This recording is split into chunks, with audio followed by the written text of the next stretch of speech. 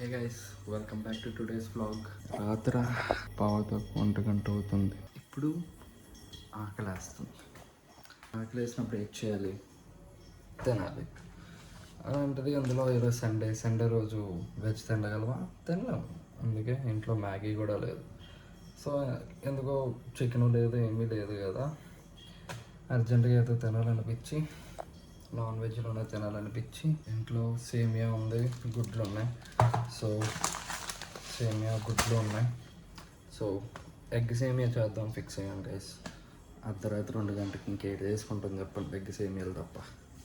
So process చేద్దాం పదండి. మా ఏడియాలి ఉల్లిపాయలు, సేమియా, గుడ్లు. ఫస్ట్ కత్తి షార్ప్ చేసుకొని అని ఉల్లిపాయ కట్ చేస్తూ వచ్చే సాటిస్ఫాక్షన్ వేరేది. సూపర్ ఉంటుంది కదా. అంటే ఏడుపు కూడా వస్తుంది అనుకోండి. ఇప్పుడు ఏమి చేయాలి? ఫస్ట్ ఉల్లిపాయ అనుకొని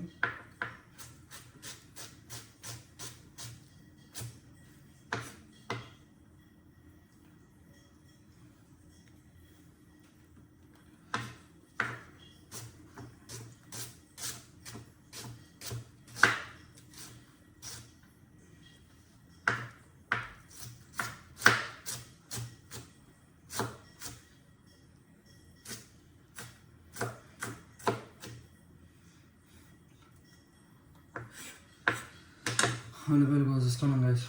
దాని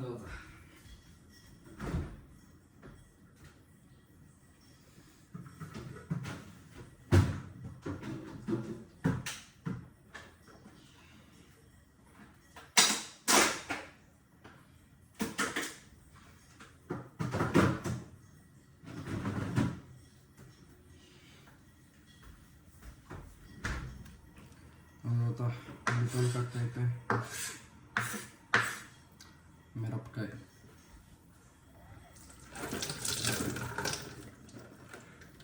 ఇది నేను పక్కన నచ్చినట్టు వేసుకుని గైస్.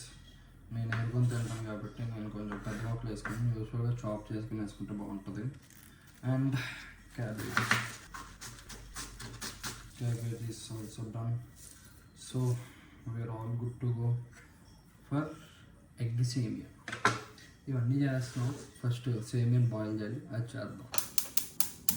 గ్యాస్ ఆన్ చేసి దీనిలో 2 గ్లాసులు నీళ్ళు వేసుకుంటే 1, 2 సేమియా బాయిల్ అవడం. సేమియా వేస్తాం కదా. సేమియాని కాసేపు అలా వాటర్లో బాయిల్ చేసేస్తే ఇది ఒక సేమియా ఒక 70% దాకా బాయిల్ అయిపోయింది అనుకోండి. దీని తర్వాత మనం ఫ్రై చేసుకోవచ్చు. సేమియాని గుడ్లో వేసి ఫ్రై చేసేస్తే ఎగ్ నూడిల్స్ లాగా ఎగ్ సేమియా ఈరోజు మనం చేసి చూపిస్తాం. అలా సేమియా అంతా బాయిల్ అయిపోయింది. సేమియా బాయిల్ అయిపోయిన తర్వాత కొంచెం ఇలా వచ్చింది కదా, దీన్ని ఇప్పుడు మనం వడగట్టేసుకున్నాం అనుకోండి, సేమియా డ్రై అయిపోద్ది. సేమియా మొత్తం దీన్ని తీసేసుకున్నాం అనుకోండి, ఇది మొత్తం ఎలాగో బ్లెండర్లో తీసేసుకుని మొత్తం వడగట్టేసుకున్నాం అనుకోండి, దీని ఉన్న ఎక్సెస్ వాటర్ అంతా పడుతుంది అలాగా.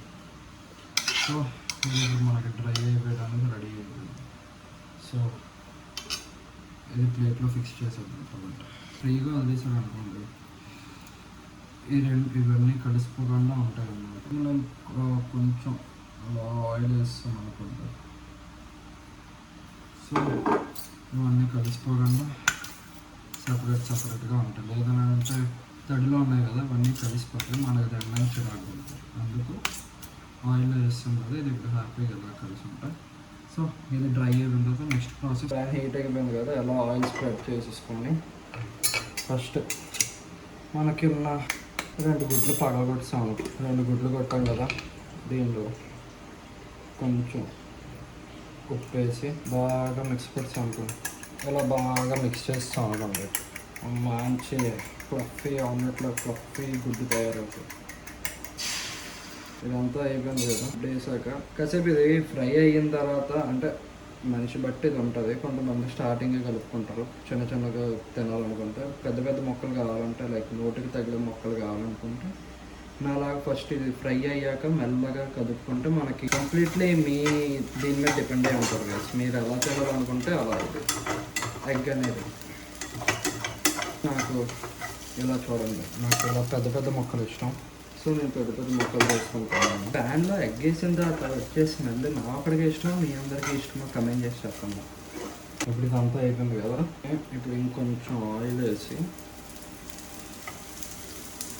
ఎగ్ ఫ్రై అయిపోయింది కాబట్టి కొంచెం కడిగి పెడతాం.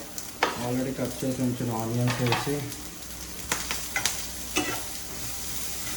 ఆనియన్స్ ఎగ్ని బాగా కలిపేసి ఈ పచ్చి స్మెల్ ఉంటుంది కదా, ఆ స్మెల్ అంతా పోయేదాకా ఇది కొంచెం అలా రోస్ట్ చేసుకుంటే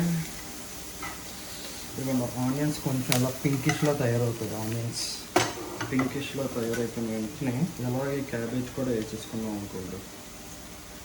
దీనిలో ఉన్న పచ్చి స్మెల్ అంతా పోవాలి. పోయిన తర్వాత దీనిలో చిల్లీ యాడ్ చేసి కొంచెం సాల్ట్ మసాలా పౌడర్లు అన్నీ యాడ్ చేసిన తర్వాత సేమియా యాడ్ చేసుకొని కలిపేసి తిని అది అయిపోయి కదా. ఇప్పుడు కొంచెం ఈ పచ్చిమిరపకాయలు యాడ్ చేస్తాం. ఇప్పుడు దీనిలో ఇందాకే ఎగ్ కుక్ వేస్తాం కాబట్టి ఇప్పుడు కొంచెం ఇలా గరం మసాలా, కొంచెం కారం, బాయిల్ చేసిన సేమియా అలాగే దీనిలో ఇప్పుడు వేసేసి కొంచెం అలా మళ్ళీ నూనె చల్లిస్తాం అనుకోండి. అయిపోయింది గైస్. ఇది అయిపోయిన తర్వాత ప్లేట్లోకి వేసేసుకోండి.